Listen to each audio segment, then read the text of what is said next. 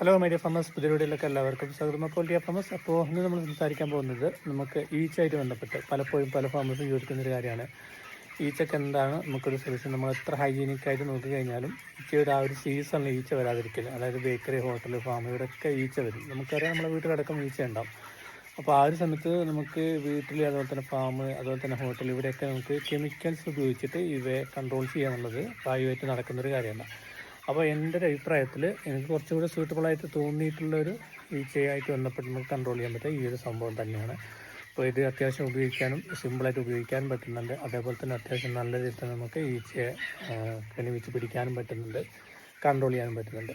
അപ്പോൾ ഇതുമായിട്ട് ബന്ധപ്പെട്ട് ഈ ഒരു പ്രൊഡക്റ്റ് കിട്ടുന്ന ലിങ്ക് ഞാൻ യൂട്യൂബിലാണ് നിങ്ങൾ ഈ ഒരു വീഡിയോ കാണുന്നുണ്ടെങ്കിൽ സ്ക്രീനിൽ നിങ്ങൾക്ക് കാണാം. ആ ഒരു പ്രൊഡക്റ്റിൻ്റെ ലിങ്ക് ഞാൻ അവിടെ പേസ്റ്റ് ചെയ്ത് വെക്കുന്നുണ്ട്.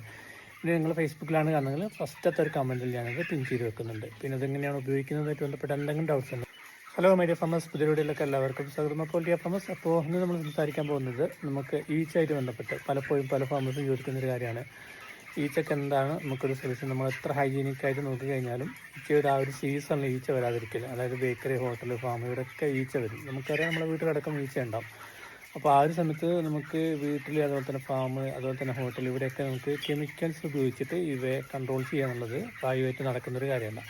അപ്പോൾ എൻ്റെ ഒരു അഭിപ്രായത്തിൽ എനിക്ക് കുറച്ചുകൂടി സൂട്ടബിളായിട്ട് തോന്നിയിട്ടുള്ളൊരു ഈച്ചയായിട്ട് ബന്ധപ്പെട്ട് നമുക്ക് കൺട്രോൾ ചെയ്യാൻ പറ്റുക ഈ ഒരു സംഭവം തന്നെയാണ്.